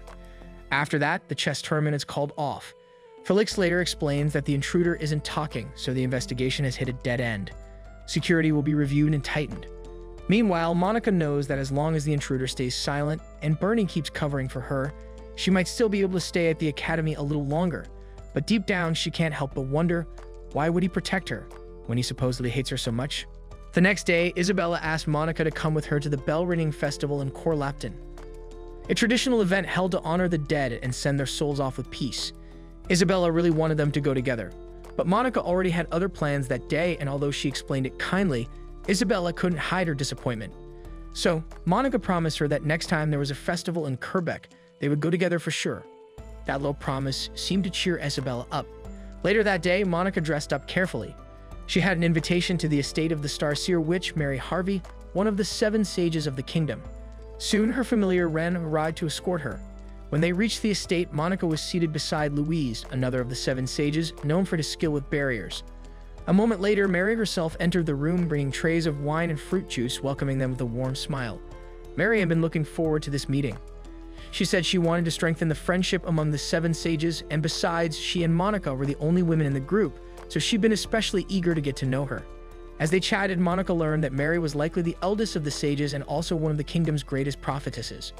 Just as Monica was famous for casting spells without chanting and Louise was known for his powerful barriers, Mary was respected for her precise and reliable readings of the stars. Her accuracy was so remarkable that the royal court trusted her completely, and she currently served as the leader of the 7 Sages Council. Feeling a bit guilty, Monica apologized for rarely attending the council's meetings, but Mary only laughed softly and said it wasn't a problem. There hadn't been much happening lately anyway. Apparently, the real reason Louise was called here today was because Mary had a special favor to ask him. Mary explained that she needed help with a seal undoing. There was going to be a magicraft offering during the festival in Corlapton meant for the release of magic, and she wanted Louise to help unseal a particular ancient item related to it. While they talked, she invited Monica to attend the ceremony as well. Louise agreed and pointed out that observing the ritual would be useful for Monica since offerings were actually part of the 7 sages' duties. However, he himself wouldn't be attending. He was too busy. Still, he said Monica could take Ren along as her escort since her familiar's flight speed made traveling convenient. Before they left, Mary also thanked Monica for helping her students calculate their observation records. That reminded Monica of a particular star chart she'd been studying, one that went back 10 years. Mary explained that the chart belonged to Prince Felix. For the past decade, Felix's fate had been the only one she couldn't predict. It was as if the stars refused to show her his future. When Mary left the room for a moment, Louise commented on how strange and unsettling that was, a prince whose fate couldn't be read by the greatest prophetess in the land. Then the topic shifted to the assassin who had been caught during the chess tournament. Louise stated that he would do whatever it took to make the man reveal who had ordered the attack. Soon after, Ren returned, ready for departure. Louise instructed her to take both Monica and Mary to Corlapton, but to remain there with Monica afterward. He called it a little break for her. Before they left, he mentioned something that made Monica's eyes light up. An ancient magical item would be used in the magicraft offering. Its name was the Star-Weaving Mirror. He explained that it was a relic capable of absorbing mana directly from the ground. The reason he had come to Mary's estate, in fact, was to unseal this very item. At first, Louise thought the task would be simple, but it turned out to be anything but. He warned them that ancient magical items tended to have minds of their own. This one especially was cursed. If a man tried to own it, it would kill him. So it was safer in the hands of a woman. Louise admitted that while he was trying to undo the seal, the Star-Weaving Mirror actually spoke to him the entire time, and not kindly. It had quite a fiery personality. Hearing this, Ren couldn't help but laugh, amused that even her master could be worn out by a talking magic item. By the time they reached Corlapton, the city was alive with color and music. The streets were packed with hundreds of people dressed in elaborate costumes. Among the crowd, a man selling charms sat grumbling to himself. His name was Bartholomew, a craftsman who had once worked with fake merchants that had infiltrated Serendia while posing as the Abbott Company. His sales weren't going well, and he was frustrated. Cursing under his breath, he decided to change his luck, maybe by checking out the ancient magic item being presented at the magicraft offering that night. He figured he could make replicas and sell them for profit. Meanwhile, on their way to the festival, Monica asked Mary how much mana the star-weaving mirror could actually absorb. Mary said that, if the stars were properly aligned, it could draw in enough mana to power 2 or even 3 cities. She added that the stored mana could be converted into powerful offensive spells if needed. The explanation left Monica awestruck. As they landed near the festival grounds, Monica's sharp eyes caught sight of someone familiar in the crowd, a young man dressed in a festival costume. Using her knowledge of the golden ratio, she quickly realized it was Prince Felix himself. Excited, she tried to make her way toward him, but the crowd was thick, and she couldn't see where he'd gone. In the confusion, she bumped into a man, the same charm seller from earlier. Seeing her flustered, the man smiled and offered to help her look for whoever she was searching for. He introduced himself politely as Bartholomeus. As they began walking together, the great bells of the festival started to ring. The sound filled the city, gentle yet haunting. Everyone around them stopped to lift their own handbells and ring along. Bartholomeus mentioned that there was a similar tradition back in his hometown. Monica smiled faintly and said the sound was beautiful, though she also found it a little sad. It made her think about how few people ever got to say proper goodbyes to those they'd lost. For a moment, her thoughts wandered to her late father. Just then, as the last chime faded, someone called her name. It was Felix. He had found her before she could find him. Monica froze, startled. After Felix was found, Bartholomeus left. Monica had hoped to guard the prince quietly without revealing her presence, but that plan was ruined in an instant. Felix seemed amused and asked if she had really come all the way out there just to have fun by herself. Embarrassed, Monica blurted out that she had a secret, that she was a troublemaker. That only made him laugh. Smiling, he told her they should simply enjoy the festival together and said that for the night, she could call him Ike. While the two enjoyed their evening, Bartholomeus, now away from the crowd, sneaked into the restricted area where the star-weaving mirror was kept. He managed to crack the lock on the door and slip inside. When he saw the relic up close, its ancient glow filled his eyes with wonder. The craftsmanship was beyond anything he had ever seen, and inspiration flooded his mind. He couldn't resist the urge to study it further. Meanwhile, Felix took Monica to the luxurious estate of Madame Cassandra, a renowned figure known for her connections with nobles. A woman named Doris approached them and took them to see Madame Cassandra. There, Felix asked Doris to help find an outfit for Monica. While they were gone, Cassandra handed Felix several letters she'd been keeping for him, all from noblemen he had met at her shop. She explained that most of them were complaints from people unhappy with Duke Clockford's growing influence. She'd also asked if this would be the last time she'd see him. Felix didn't answer directly. Instead, he placed a heavy bag of coins on the table, telling her to use it for a feast worthy of the festival night. When Monica returned, she looked dazed, still counting numbers under her breath as Doris helped adjust her outfit. Doris and Cassandra then found her a more fitting costume, one that matched the festival's theme. It had cute little details, though Monica wasn't sure if the ears on the headpiece were supposed to be horse ears or something else. Everyone agreed, though, that she looked like a little squirrel. With Felix saying the night was short and that they should enjoy it to the fullest, she nervously took his hand and they went off. As they walked through the lively streets, a vendor called out to them, selling accessories said to be enchanted. Most of the items seemed ordinary to Monica, but then she spotted one that had a faint magical aura, a simple defense barrier enchantment. When she asked about it, the vendor said it was made by one of the 7 sages, the gem mage Emmanuel Darwin. Felix recognized the name immediately, saying Darwin was a genius known for creating unique magic items. Monica examined the gem closely and realized it looked similar to the one on Cyril's brooch, which also bore the gem mage's inscription. After buying the gem, Felix offered to buy her something, maybe an accessory that suited the makeup she wore during the chess tournament, but Monica hesitated. She remembered the first time they met and how happy she had been when Felix picked up some of her nuts for her. To her, those small nuts were far more precious than any expensive jewelry. She told him she wasn't ready for accessories just yet, so Felix dropped the idea. Instead, he bought some traditional sweets and they sat together sharing them. While they were eating, Felix gently brushed a crumb off her face. Then he asked if she found it hard to relax around people. Monica looked down, worried she had ruined another kind moment. But Felix only smiled softly and told her to think of him as a ghost, someone who wasn't really there and therefore couldn't hurt her. After saying that, he left for a moment to get them drinks. That was when things suddenly took a turn. Ran appeared beside Monica, startling her so much that she almost dropped her sweets. The familiar from the Starseer Witch's estate had arrived with urgent news, a letter from Mary herself. Monica unfolded it quickly. The message was short but shocking. Someone had stolen the star-weaving mirror. Monica stood frozen in disbelief. As Bartholomeus went to steal the star-weaving mirror, he started hearing a lady's voice speaking to him. But it was the artifact saying her beloved had come to rescue her. The mirror attached changed its form, attaching itself to his hand and swore to never let go.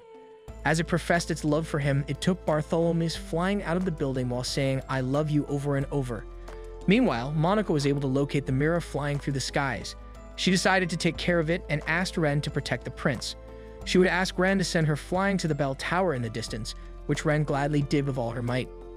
Bartholomew was being dragged through the streets by the mirror, who kept flirting with him. He eventually persuaded it to go somewhere else where people weren't around.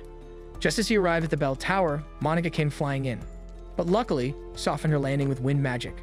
Bartholomew quickly asked for help, explaining that he wasn't a thief and that the mirror had attached itself to him. Hearing this, the artifact's personality suddenly changed, deciding it would die together with Bartholomew, and it started floating into the sky. Seeing this, Monica recalled when Louise had told her that the mirror would kill its owner if it were a man. Considering the magic item had free will and could communicate, Monica had an idea that would work in theory, but she needed to get close to use magecraft. With wind magic, she took to the skies and began chasing after the mirror. At the same time, Mary cast a spell around the city as she looked forward to seeing how Monica would handle this. Monica was struggling to maintain her balance until she recalled her horse riding lessons with Felix, which allowed her to control her magic staff. Upon getting close to the mirror, it fired spells at her, but Monica quickly blocked with some magic shields. The artifact had so much power, and considering it was absorbing magic from the land, there was no limit. In seconds, the mirror had conjured countless magic arrows, all pointing toward Monica. These were all just numbers to Monica. After all, the world was made up of numbers. So she let go of her staff and began falling as the arrows rained down. With this, she could survive by conjuring 2 defensive barriers to protect herself. After that, there were only 3.5 seconds until the next arrow would be released. So Monica rushed toward the artifact and unleashed her mind manipulation magecraft, allowing her to stop the magic item's rampage by helping it think it found true love. But after all that, her mana was depleted, so they started falling. Luckily, Ren was able to save them just in the nick of time. She decided to deliver the star-weaving mirror to Mary, while Monica would meet up with Prince Felix.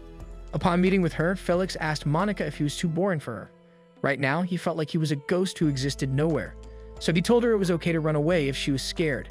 However, Monica saw herself to be a ghost just like him that didn't exist anywhere, and asked that they go out to have some fun together. Soon after, they stopped at a bookstore where Felix introduced Monica to the owner, Porter. The prince then went to check out some new books Porter had stocked up on. He got excited about a book called The Fountain of Minerva. This made Monica anxious, wondering how he knew about it. It was a book where Minerva's teachers and students published papers on magecraft. To make it worse for her, there were 3 books there that covered papers by the Silent Witch. Felix revealed how knowledgeable he was on one of her papers and talked about how he was a big fan of the Silent Witch. He wondered if he'd ever be able to see her enchanted magecraft again. After all, she was his first love. Monica, on the other hand, was panicking because he had seen her magecraft in the first place. She just wanted to escape to the world of numbers. Felix had once met the Silent Witch during the inauguration of the 7 Sages, but she had her hood down, so he couldn't see her face. But once he became king, he would be able to meet her whenever he pleased. While Monica was going through the bookstore, tears would well up in her eyes as she came across her father's book. The book, which was once burned as a forbidden text. Those numbers were now in her arms. She decided to buy it, but Porter priced it at 2 gold coins because the book belonged to his old friend. Monica was shocked to hear that her father and Porter were friends. Since she was unable to cough up the money, Felix offered to pay for her, seeing that she valued it a lot. Back then, everyone threw her father's research into the flames, treating it as if it were worthless. And no matter how much Monica pleaded, no one listened to her. She couldn't tell people how valuable it was. But here, before her, the prince had acknowledged that for her, this book was extremely precious. Monica couldn't stop crying as she thanked Felix dearly. Afterwards, they returned to the festival, just in time for the magecraft offering. As the people rang their bells and Mary performed, the souls of the dead began returning to the sky. On the night of the festival, when the dead visited, Monica was finally able to meet her father. She promised that one day she'd be able to hold her head high and tell him that she did her best. And when the time would come when she passed through the gates of the underworld, she hoped her father would praise her like he used to. Felix would then ring the bell on Monica's staff. He too wanted to tell his friend that he was going to make their wish come true. After the festival, Felix and Monica were eager to start reading their books immediately. So they went to a room where they dived deep into the books. Moments later, Monica got drunk and took off her dress before lying in bed to rest. Meanwhile, Ren asked Mary why she arranged for the star-weaving mirror to be stolen. Mary simply replied that everything was written in the stars. Monica then woke up to Felix beside her, which scared her. She got on the ground and asked if this meant the death sentence for her. Then she noticed a necklace on her, which Felix seemed to have put on her. It had the same color as his eyes. He claimed this was for his own satisfaction and a gift he got to enjoy. Felix just wanted Monica to remember Ike, the boy she had fun with. Even though their nighttime adventures didn't go as planned, Monica admitted she still had a lot of fun. Days later, she returned to school and went to the student council office where she was surprised to see Cyril. She had wanted to check the ledgers, but Cyril had already taken care of it. Monica thought about how she had been helped by the kindness of so many people since coming to the academy. Hence why she couldn't reveal her identity or her school life would be over. For now, she was happy being just Monica Norton and not the silent witch. Wanting to give something back, she assured Cyril he could count on her to do her best, marking the end of Season 1, for now. That marks the end of today's Anime Recap. If you enjoyed the video and want more of it, please support the channel by leaving a like and subscribe. Let's help us reach a current goal of 10K subscribers.